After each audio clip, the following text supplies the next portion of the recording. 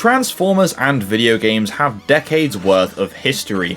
However, they didn't really break into the handheld gaming market until the release of Michael Bay's 2007 Transformers film.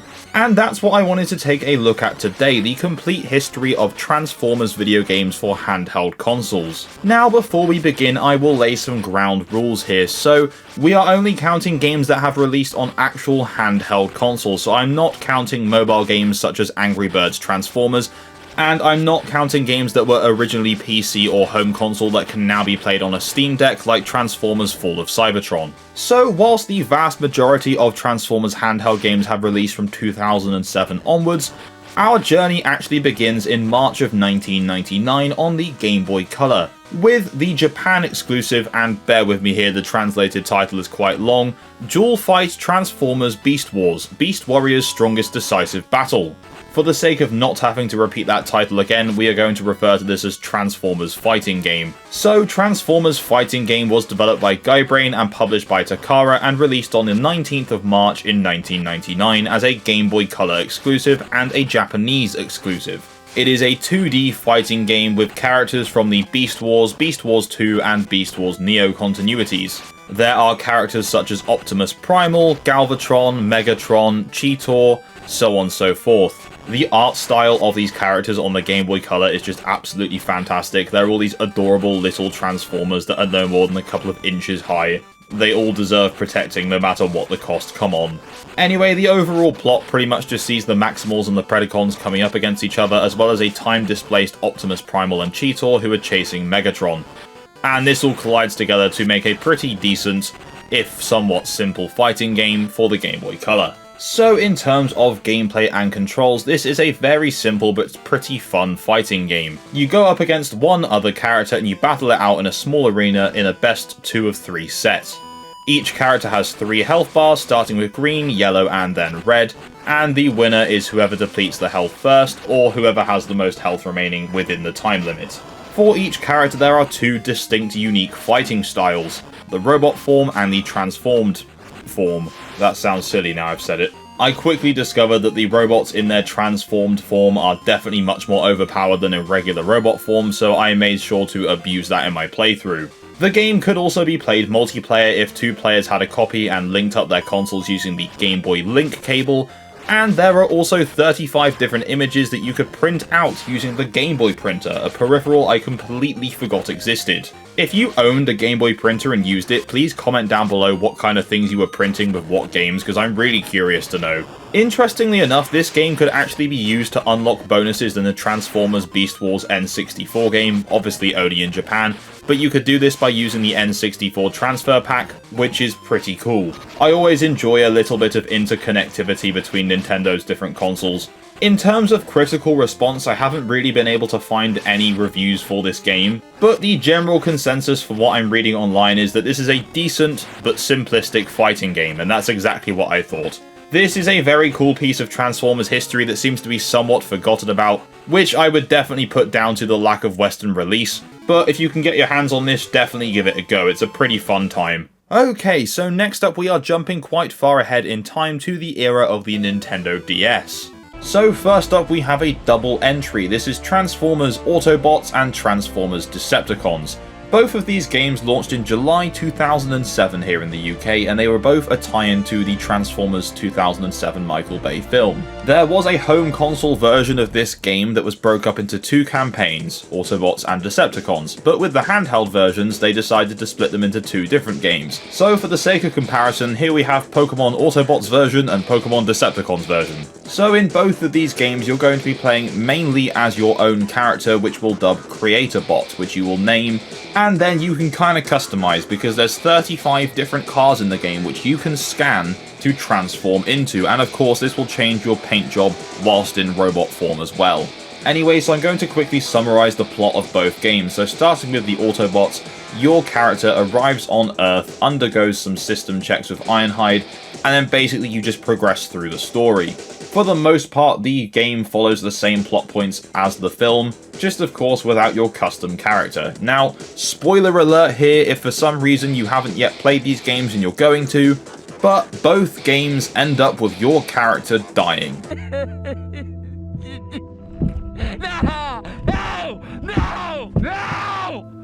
How fun is that? Can you imagine being a kid and playing through these games thinking, oh yes, yeah, I'm one of the Autobots, I'm one of the Decepticons, and then you get to the end of the story and then you just die, and that's it. Sorry kiddo, I'm dead.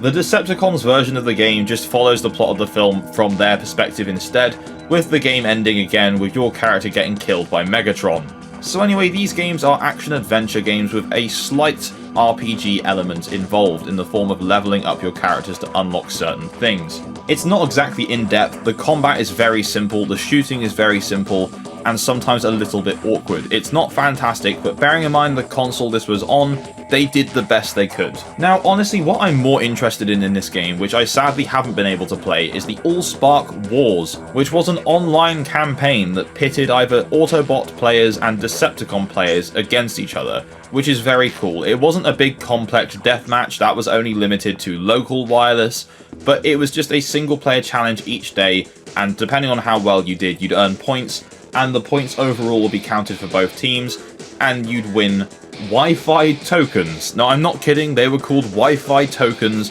which you could use to unlock extra vehicles and cheats to use while playing the main game. You can tell this is like a mid-2000s game with the name Wi-Fi tokens. Oh my god.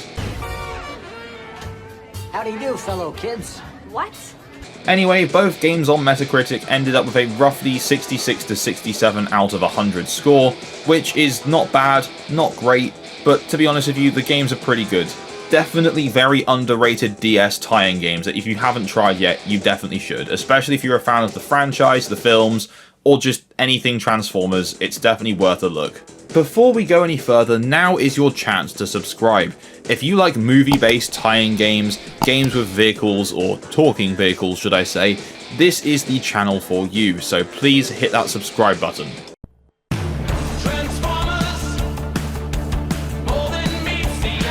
Okay, so next up we have Transformers Animated, the game. This is a game made exclusively for Nintendo DS, so this is not a port of any other kind of game. This is its own standalone thing. This was developed by Artificial Mind and Movement, published of course by Activision, and released late 2008. Now, unlike pretty much every other Transformers game, this is actually a puzzle platformer primarily. It does have some action segments and some very, very simple combat, but more than anything else, this is a puzzle platformer. The game itself is of course based on the Transformers animated series from the 2000s, specifically being themed around the Rogue Factory Robots and Space Bridge episodes, which is cool to base it off of that part of the show, but it does make some of the back settings for the game quite boring. The factory levels seem to go on forever, I won't lie, and they just are a bit bland. Now the platforming itself. Now in the levels you'll be switching between playing as different characters. You'll have to move them all to the end of the level to complete it.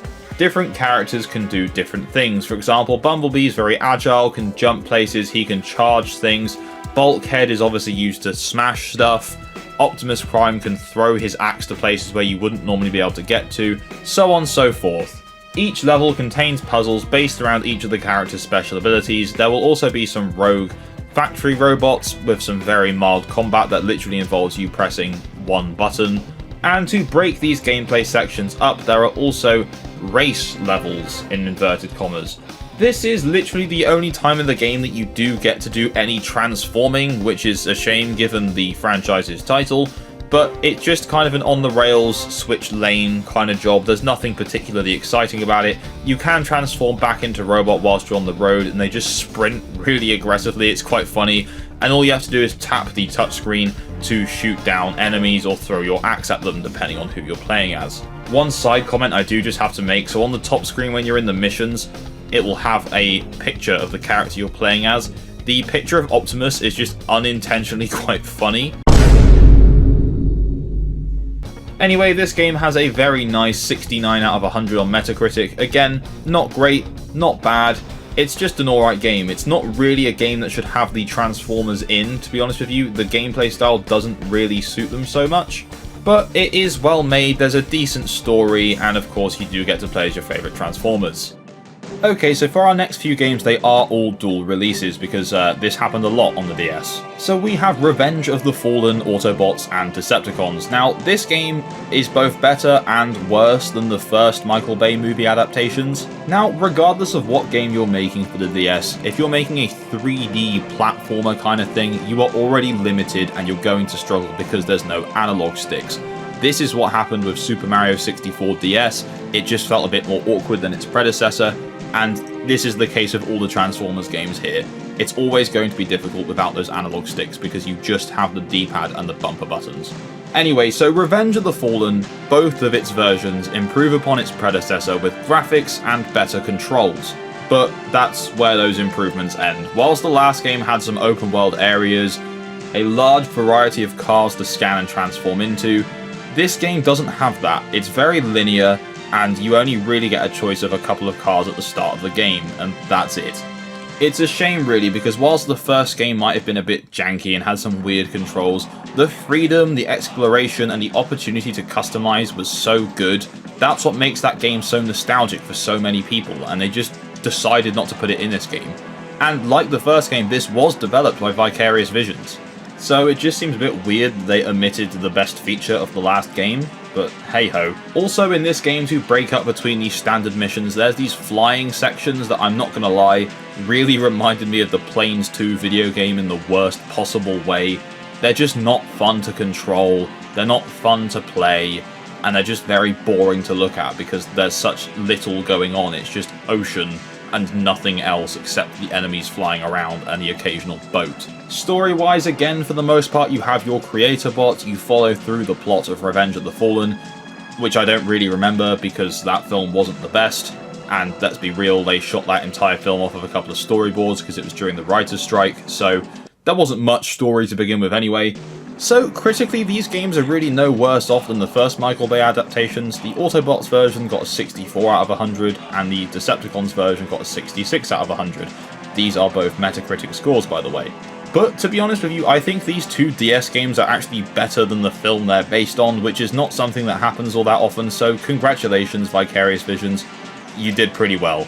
Okay, so next up we have Transformers War for Cybertron, Autobots and Decepticons. Now, oh my god, War for Cybertron is such a fantastic game. I was a little bit concerned about how the DS version was going to be adapted. When I saw that Vicarious Visions were once again on board, I thought, ooh, okay, this could be quite good. And you know what? I was proven so right. I was really pleasantly surprised with how good these two games are. Vicarious have done a really good job adapting High Moon Studios' main console version for the Nintendo DS, and it runs really weirdly well considering how much is going on at the screen at any given moment. By now, this is Vicarious Visions' third go into the Transformers DS series, and they finally perfected the formula, especially when it comes to the combat. In any level, you will have two characters that you can swap between at any given moment, and they will have different advantages and disadvantages. For example, there'll be levels where you have Bumblebee and Optimus. Bumblebee will have lasers, while Optimus will have plasma. And the different enemies with different weaknesses mean that you do have to actually switch between the two, otherwise it basically becomes impossible. Much like their home console counterparts, the driving really does take a backseat here to the combat, but there are still sections where you do have to use the car to boost over stuff, or to get to your next objective a lot quicker. Now, of course, both the Autobot and Decepticon versions of this game follow their respective campaigns from the main game as well, with of course the Decepticon story taking place before the Autobot one. Much like the original Transformers 2007 DS game, this also features RPG elements with leveling up and more in-depth upgrade systems that are per character.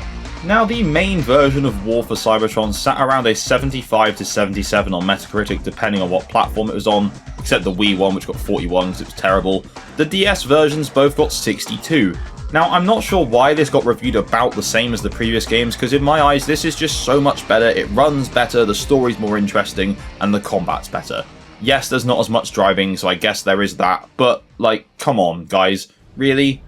Oh dear, okay, so next up we have Dark of the Moon, Autobots and Decepticons, our final double feature of the video. I'm not quite sure where Dark of the Moon in terms of film sits in people's rankings. For me, it was definitely my least favourite out of the original trilogy when I was a kid. With a bit of hindsight, I've grown to like it a lot more now, and there are some really chaotic moments with Sam.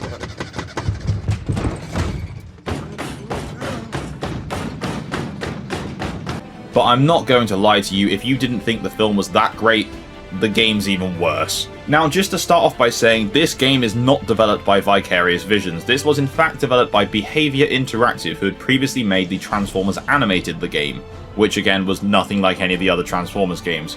So in this game you can see they tried to kind of copy the formula that Vicarious had used in their 3 previous games, but they just made it really The controls are awkward, you now have to strafe around using the bumpers instead of that adjusting the camera. It runs terribly as well, it's just not fun. After about 20 minutes of playing this, I just found myself starting to fall asleep. I barely even made it onto the Decepticon version of the game because I was just so bored. And the thing you find with these games is they're quintessentially the same. The difference between the Autobot and the Decepticon one is the Decepticons have really mean dialogue and you have to blow humans up.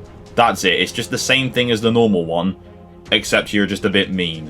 What is interesting to note about the Dark of the Moon game across the board is it is actually a prequel to the film. It does not follow the events like the previous games have.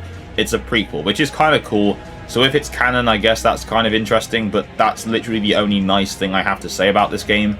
There are these areas that are secret, dubbed by the game, that you have to use different characters to get up to, except half the time the mechanics they want you to use to get there don't work, and it's just not worth the reward of getting there either. So just to note, the critical response to this game across the board was quite low. The highest rated version of Dark of the Moon is for the Xbox 360 with a 59 out of 100 score on Metacritic. This is actually lower than any of the DS games that we've covered so far, but oh boy, the DS version of this game falls so much further than that with a 43 out of 100 score, with the Wii and 3DS being even lower with 34 and 30 respectively. Across the board, Dark of the Moon is just not a good game. If you're thinking of playing a Transformers game for your Nintendo DS, do not make it this one.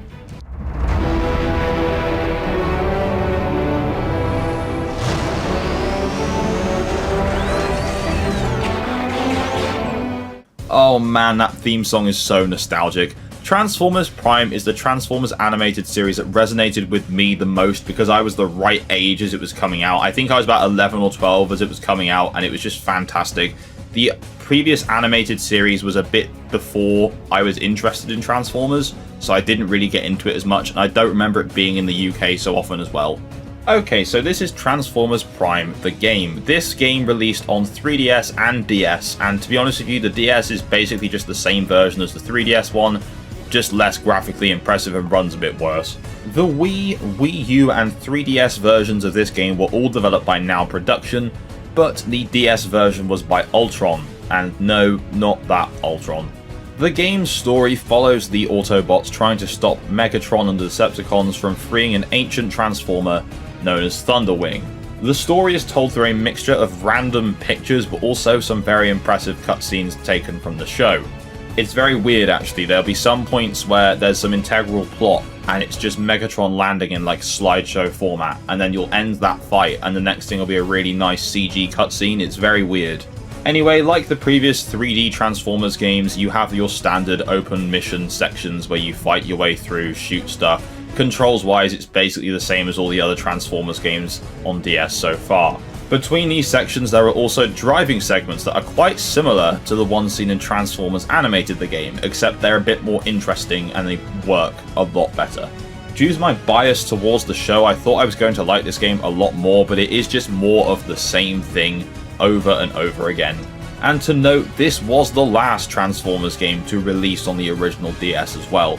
So it's a shame really that it kind of went out on a whimper rather than on a high like Transformers War for Cybertron or the 2007 one. Now interestingly, the 3DS version received a 72 out of 100, which would be a high for the DS games, but unfortunately on Metacritic there's only one review for the DS and is at 56 out of 100.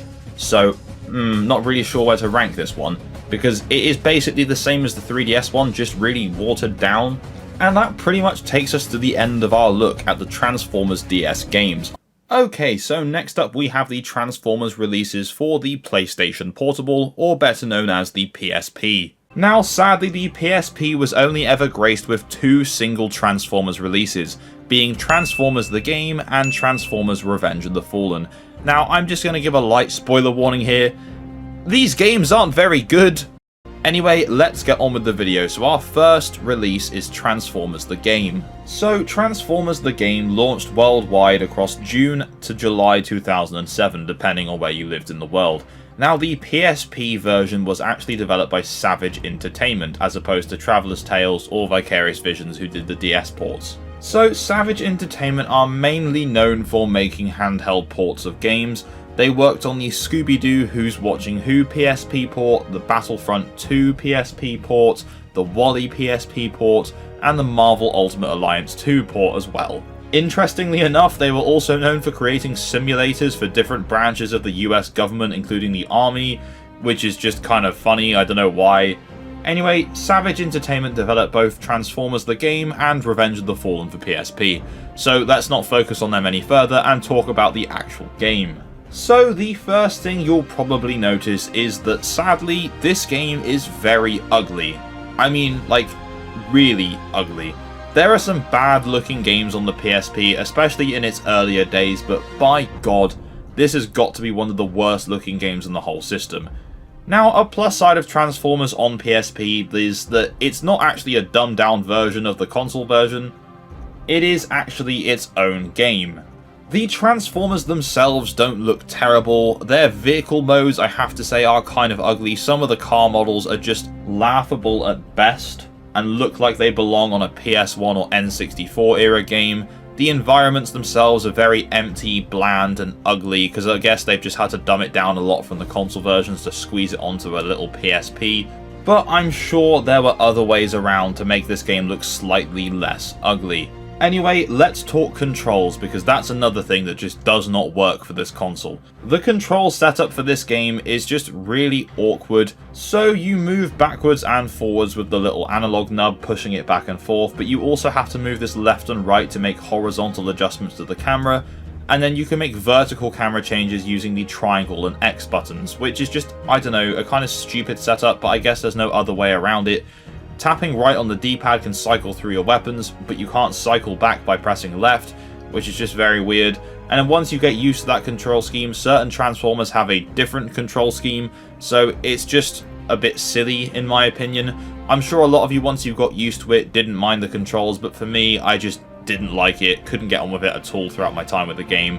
But at the end of the day, this is just my opinion and my views on the controls in game, so if you're a fan of these things, that's really great.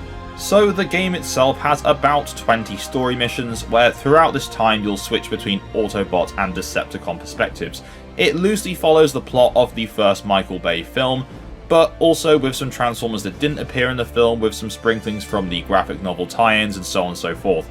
The issue is, there's just not very good storytelling here, so it's actually quite hard to follow what's going on if you haven't either read the tie-ins, watched the film, or are just a big fan of Transformers. I suppose if you weren't any of these things, you probably wouldn't be buying the game anyway, so it doesn't matter too much. So if you were a player who didn't really have too much time to delve deep into Transformers lore, you wouldn't really know what was going on here. You would just kind of be playing along and stuff would be happening around you, which isn't really what you want when you're making a game. You want your players to be able to understand what's going on. As seems to be the case with most versions of this game, the combat system, whilst fine, is just very bland. The locking on system can be super janky, but when it works, it's fine. Very simple button mashing third-person combat along with some shooting. Exactly the same we've seen a million times before in Transformers games, so I'm not going to focus too much on that. So I'm going to try and stop being negative just for a minute, because there is one thing that this game does get very well. The transformation sequences. They look really good, the sound is nice, and it's super satisfying to do it. The first thing a Transformers game should be getting right is transforming, because it's literally in the title. And genuinely, the amount of Transformers games I've covered on this channel where transforming isn't even in the game or is barely a feature is infuriating. So it's nice to see that transforming is once again alive and well in this game. So on top of a single player mode, players were also graced with a multiplayer mode as well. Now, sadly, it's not too exciting. There's no online compatibility to it. It is local only, which means it's only up to 4 players. There's some cool game modes here, including Deathmatch, Team Deathmatch, there's a Capture the Flag variant called Secure the Allspark, and there's Ascension Right, which is essentially just King of the Hill. And to unlock the multiplayer maps, you have to play through the single player story, where most of the maps from that mode have been reworked here for multiplayer. There are also some maps that are not from the story, but for the most part they are just reworked campaign maps. It's a shame because there was some real potential here for a very cool multiplayer mode, but sadly you are just purely locked to local multiplayer. So hopefully you have 3 friends who also happen to all own PSPs and a copy of Transformers the game, and then you'll be having a good time. Otherwise I couldn't really recommend this game to you whatsoever. Now, in terms of critical response, Transformers the game for PSP is the only version of the game to fall into the negative category on Metacritic.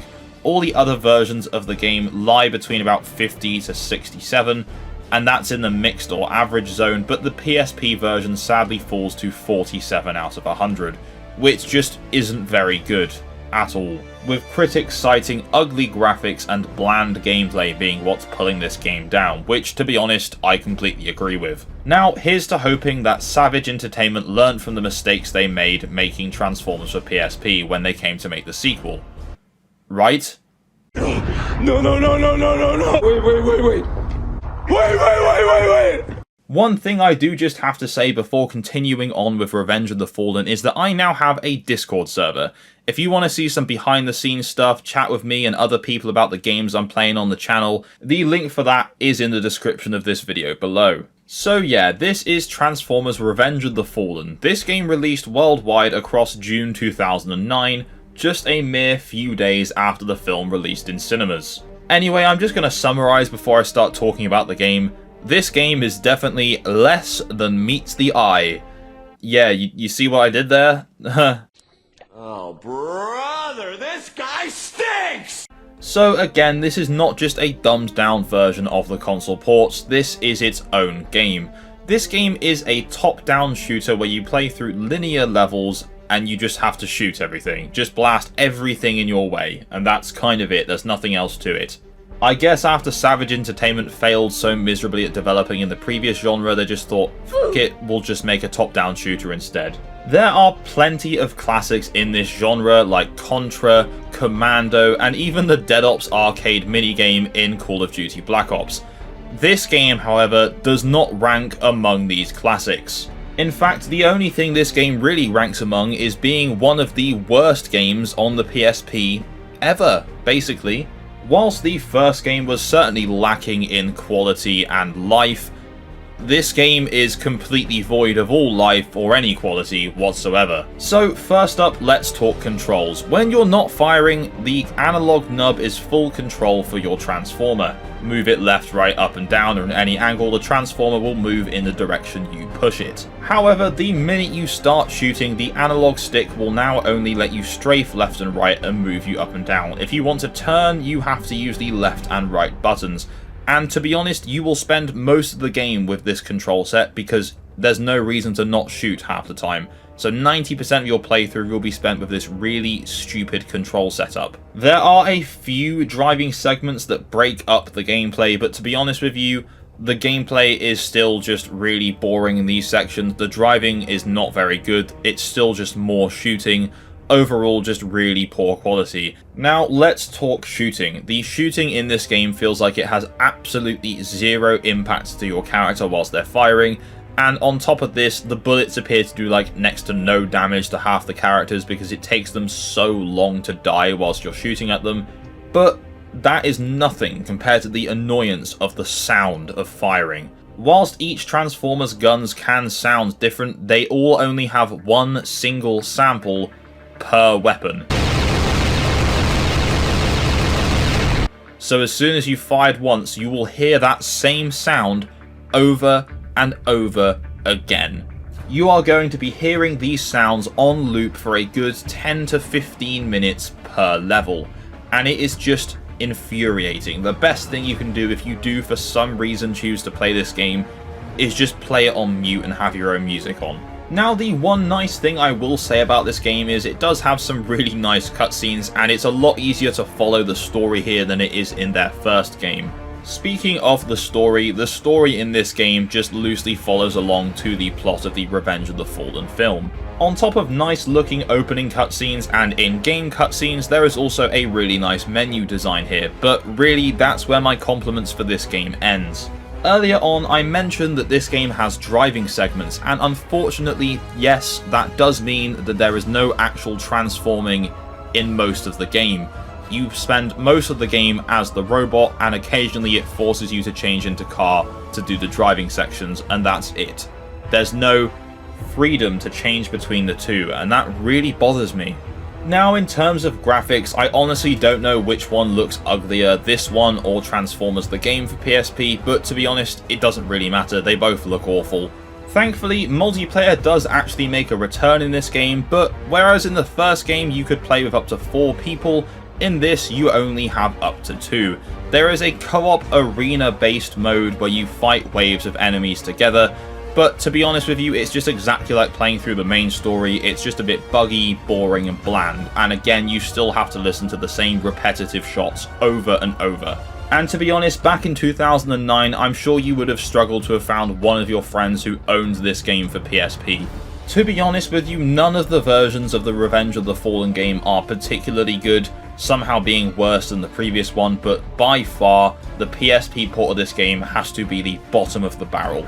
If anyone here has been watching my channel for a while and saw my Cars PSP video, the best thing I could possibly compare Revenge of the Fallen PSP to is Cars 2 PSP. Quite possibly one of the worst movie tie-in games I've ever played. So next up we're looking at the 3DS Transformers titles. Transformers had 10 individual video game releases on the Nintendo DS throughout its lifespan, so I thought, how does the 3DS compare? Now, I'm not gonna lie guys, there's only 3 games. 3 or 4 times, maybe. I gotta pump those numbers up. Those are rookie numbers in this racket. Okay, so for our first of these 3 games, we have Transformers Dark of the Moon Stealth Force Edition. And with a name like Stealth Force Edition, you think, wow, this game's gotta be good, right? No, it's really not good at all. So the Stealth Force Edition was exclusive to the 3DS and the Nintendo Wii. It differs from every other version of the game. While it's still a prequel like the other console versions, it's just nowhere near as good. And I mean, the other versions aren't even good anyway, so they've taken a really mid game and made it even worse. The game has a campaign that alternates between Autobots and Decepticons, finally doing away with the whole Autobots version and Decepticons version, which is just great, but also bad for Activision because it means less money.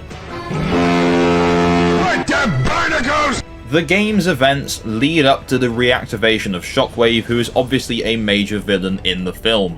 Now, this all sounds quite cool on paper, but what this game essentially is just a big marketing push for toys. Now, yes, I know you could make that argument about a lot of Transformers, but it's very obnoxious here.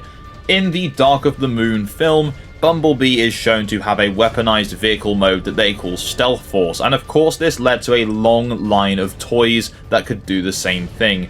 And this game is entirely built around that Stealth Force mode. So yes, that's right, this is a Transformers game where you can't actually transform into the robot, you are in car mode or slightly more aggressive car mode, and that's it. But how do these car modes handle, I hear you ask? Well, the answer to that is like Driving on the DS versions were hard because you had the D-pad, but yet they've somehow managed to make it even worse when you have the circle pad that actually can move in many different directions. Very strange. Handling just is awful, turning is just gross. It's all just really, really, really janky, and for an early 3DS game, it looks terrible as well. Like, I know the system wasn't that impressive in terms of graphics, but the game just looks so ugly. Controlling the cars in stealth mode is a little bit better because you only use the L and R buttons to turn this time, and you strafe using the circle pads, so there's a bit more maneuverability around with that, but at the expense of aiming, because aiming in this game is just kind of... It auto locks on, but it's very, very fiddly to get it to stay locked on. I had a lot of difficulties playing, and overall just did not have a good time. One thing I will say that is good about this game, again, it has all the voice actors of the Transformers, so Peter Cullen is back as Optimus Prime. There's some kind of stylish cutscenes that don't look too bad compared to the rest of the game, but genuinely that's about as nice as I can get when speaking about Transformers Dark of the Moon Stealth Force Edition. I can only imagine this was even more horrendous on the Nintendo Wii, and maybe we'll look at that another day, but I'm all Dark of the Mooned out for now. Out of all the versions of the Dark of the Moon games, the 3DS version scored by far the lowest, with 30 out of 100, which is just abysmal. I think that's one of the lowest scores we've had looking at any game on the channel. The highest for Dark of the Moon was 59, but the lowest being 30 is just absolutely pathetic. I don't know what the hell they were thinking with this one. Okay, so if you've made it this far in the video, please comment I am Optimus Prime down below. Okay, so next up we have Transformers Prime the game, which we did cover in my Transformers DS video, however it's had a bit of an upgrade for the 3DS. If you don't know what this game is, it's based off the Transformers Prime series that ran in the early 2010s. The theme song is Majestic.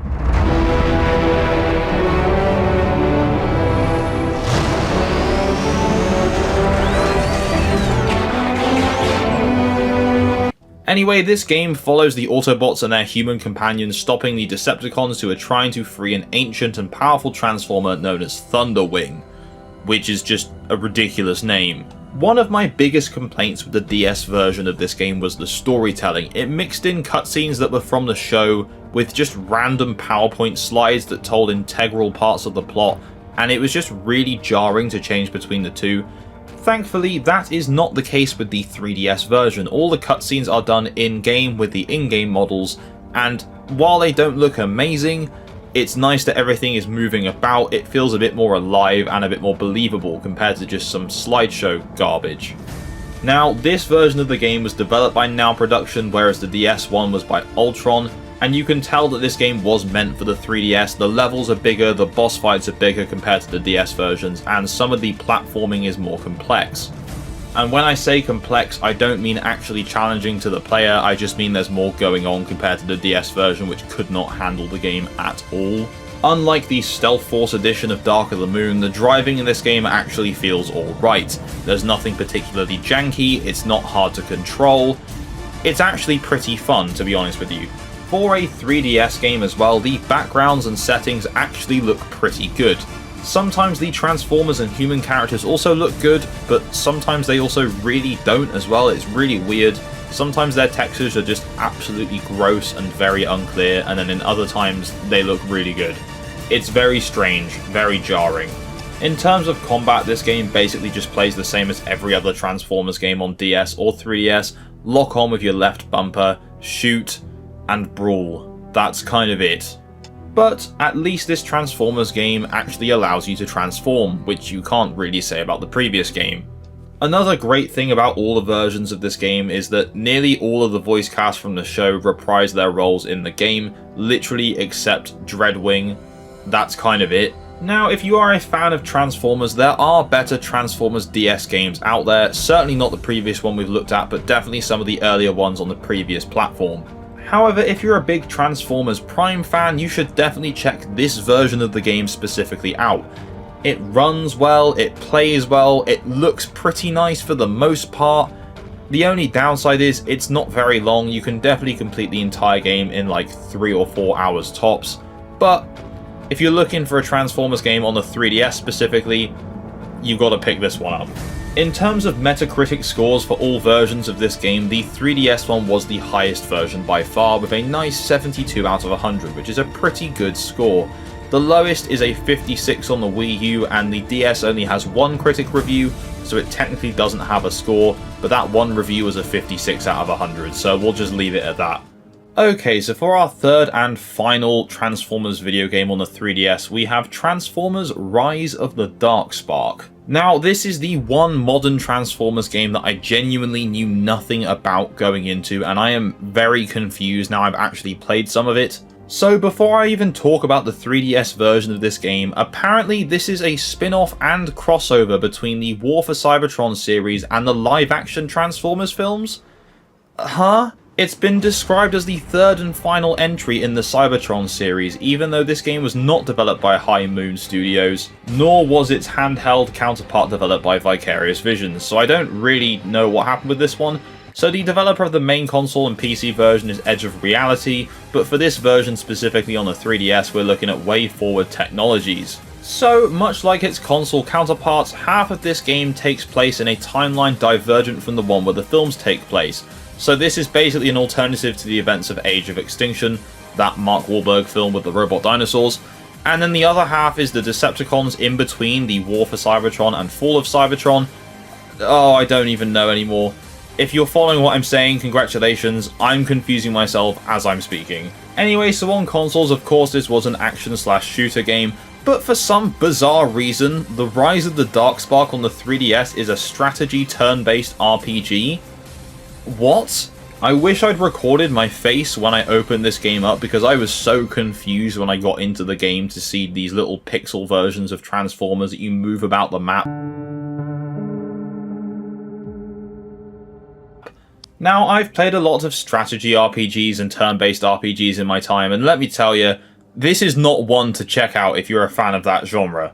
It's a cool concept putting Transformers in this genre, but it's so undercooked that it's just not even worth the time. There's so many more complex and more interesting RPGs out there. And I'm sure had this been given to a developer that actually cared about the property and wanted to make this game properly, it would have been done well, but obviously this is a tie-in game, really. Like, I know it's also in the War for Cybertron series, but realistically, this is just another movie tie-in game. So movement is essentially tap on the Transformer you want to move it to the point on the map where you want to move it to, and then if you can perform an action like press a button or attack another Transformer, press that. That's all there really is to it. You can't transform yourself. They do transform when they move, of course, but again, this is another Transformers game where transforming isn't really integral to the plot whatsoever. Combat-wise, this is one of the most boring turn-based RPGs ever. Like, it's really mind-numbing, to be honest with you. It transitions from this very nice pixel artwork to this jarring Michael Bay era CGI Transformers fighting. I don't know, they should have just gone with one look or the other, not both. It doesn't work with both. The 3D Transformers models don't look terrible, there's just something very uncanny about them, a bit creepy and eerie, I'm not really sure. To be honest, a lot of their designs in the Age of Extinction film were just a bit weird as well, so it kind of transitions into this game well if that's what they were going for. Honestly guys, I'm so disappointed to learn that this is in the Cybertron video game series. Like, the first two games are so good, how could they possibly end it on such a pathetic whimper? I certainly couldn't recommend the main console versions at all, but I guess if you are a fan of this genre and Transformers, I could see how this could be appealing to you. It's not bad by any sense of the imagination, it functions, it's just very boring.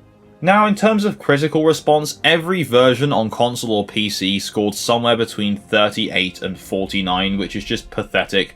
But the 3DS version has a separate entry, and although it doesn't have enough reviews to give it an official score, if we take the average of the 3 review scores, it would give it a 60 out of 100, which would just put it in the average zone. Which I think is about right. It's not a great game. It's fairly well made. Parts of it are kind of entertaining. I like the genre change-up they've gone for. It just needed a bit more depth and a bit more care put into it. Anyway, that is all 3 of the Transformers 3DS video games. So now we move on to our final era of Transformers handheld games, and that is the Nintendo Switch era. So I was very surprised to learn that the Nintendo Switch is home to not 1, but 3 different Transformers games. To be honest, I was only aware of one of these, and that's the first game we're going to be talking about, and that is Transformers Battlegrounds. Battlegrounds was developed by Coatsink and published by Outright Games, releasing in October of 2020. As well as Nintendo Switch, this game launched on the PS4, Xbox One, and on PCs as well.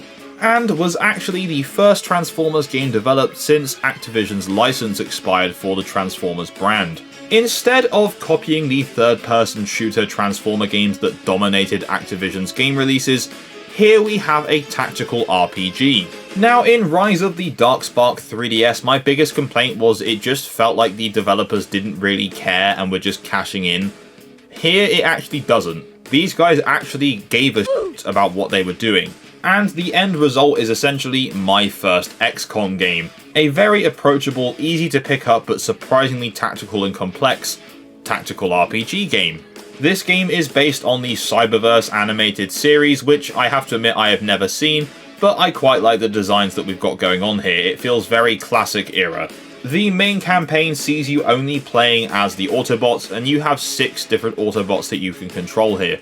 Optimus, Bumblebee, RC, Grimlock, Windblade, and Wheeljack.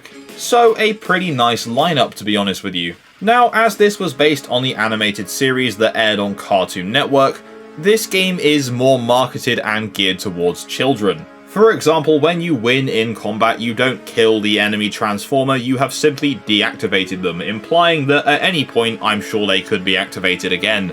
Yep, don't worry kids, one day we shall all deactivate. But don't let that kiddie marketing put you off, because this is still a very good game for all ages. However, the biggest downside of being marketed towards kids is that this game is pretty easy, to be honest with you. Right when you finally feel like you're starting to get a challenge and you can properly get your teeth into it, the game ends.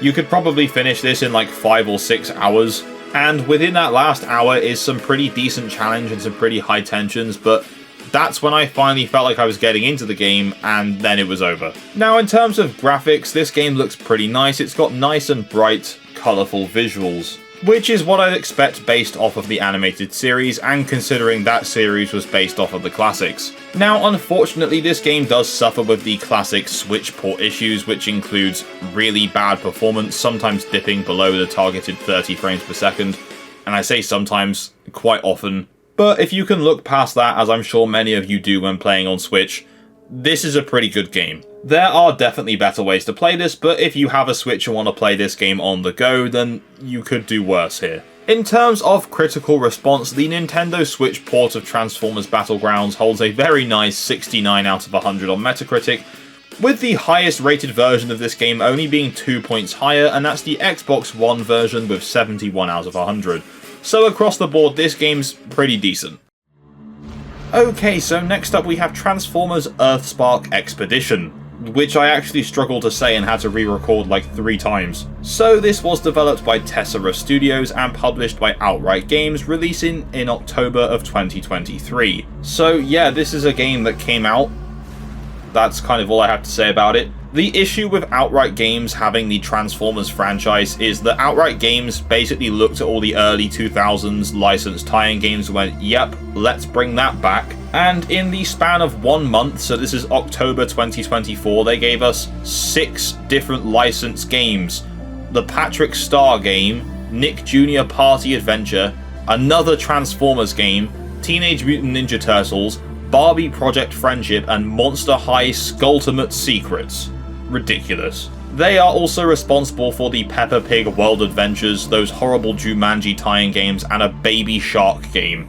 So, if this doesn't tell you that the Transformers franchise is in the wrong hands, I don't know what will. Anyway, so back to the game. Earthspark Expedition is an action-adventure platformer kind of open-world game based off of the Earthspark cartoon, which again, I've never seen. This is a game where you only play as Bumblebee, there are no other playable characters, and you are facing off against the evil Mandroid. Whatever a Mandroid is. Now, in all fairness to Earthspark Expedition, this isn't a terrible game. You can tell this is definitely a kid's adventure game, but it functions well enough, it's pretty fun, it's just very repetitive. Go to this area, destroy some bad guys, collect some ancient Cybertronian thing, upgrade Bumblebee, rinse and repeat, keep going over and over and over again, with the occasional boss fight sprinkled in for good measure. The game's description states there are gameplay modes designed for new and experienced players, with a challenge for every Transformers generation. That's blatantly not true, the only challenge here is for people under the age of 7. With the cancellation of Transformers Reactivate, I genuinely don't know if we'll ever see a decent Transformers game on a larger budget not marketed towards 2-year-olds ever again. And that is worrying and saddening all at once. So I could find very little in the way of critical response. I've read that the Switch port again suffers from standard Switch port stuff such as frame rate dips, but overall is a fairly decent game. The Xbox Series X reviews generally sit around the 70 out of 100 mark, and it holds 87% positive review scores on Steam, even though there are only 24 reviews. Anyway, I genuinely don't really have anything else to say about Earthspark Expedition. It's certainly a game that released. It's just a game that I will never play again. So finally, we have Transformers Galactic Trials, developed by 3D Clouds and yet again published by Outright Games. This released fairly recently on the 11th of October 2024. 3D Clouds are the masterminds behind such games as Paw Patrol World, Paw Patrol Grand Prix, and All-Star Fruit Racing, so already going into this I didn't exactly have the highest of hopes. Galactic Trials is somewhat of a hybrid between racing and combat all merged into one, leading to these Galactic Trials. So the story goes as follows. Nemesis Prime steals the artifacts of the Primes, hoping to claim the power for himself. As he's leaving Cybertron's orbit, he's shot down by the planet's defenses, and all of the artifacts spill across the galaxy, and that leaves the Autobots and Decepticons competing to reclaim the relics for themselves to gain that power to beat the other side. The game features 5 playable Autobots and 5 playable Decepticons, including Optimus, Bumblebee, Megatron, and Soundwave. The gameplay boils down to racing that also mixes in third-person shooter mechanics, basically going with the title Battle Race. Now, it's still not the most fantastic game ever made. It certainly feels like it had more effort put into it than Earthspark Expedition did. The thing with this Switch era of Transformers games across the board is that if you take them for what they are, which are licensed kid games produced at a lower budget, they're a pretty good time, to be honest with you, and at the end of the day are meant for a younger audience. It's just a shame to see this iconic franchise that brought us great games like the War and Fall of Cybertron games turn into this. Now, in all fairness, 3D Clouds have done a lot of racing games, and that shows off here because the handling in Galactic Trials actually feels quite nice. It's not clunky, it just works, as you would expect. The third-person shooter element of the game is just your standard generic Transformers third-person gameplay. We've seen it a million times before, there's nothing new to say about it here. There are some light customization options, and you can equip the artifacts for different benefits in-game, but it's nothing particularly in-depth. In terms of critical response, Galactic Trials does not have a Metascore for the Switch version, much like the previous game, but the PlayStation version sadly holds a 45 out of 100. The Xbox version, whilst not having enough reviews to have a Metascore, only has 3 reviews, and those range from 65 to 80, so a bit more positive than the PlayStation port. Again, the Steam reviews for this game are pretty similar to the previous, with 85% positive reviews, having 49 reviews overall. So that takes us to the end of our look at all the Transformers handheld releases. This truly is a middling bunch of games with some pretty high highs and some very low lows. There are definitely some games here worth checking out, and with the current state of Transformers games and the publisher behind it, I'm a little worried for the future of this franchise and video games, so it's probably better just to stick to the older, better releases for now. So thank you very much for watching. If you enjoyed this video, please leave a like. If you haven't done so already, subscribe and tap the bell for notifications. If you have a favourite Transformers handheld game, let me know in the comments down below. And as always, I will see you in the next video. Bye bye. But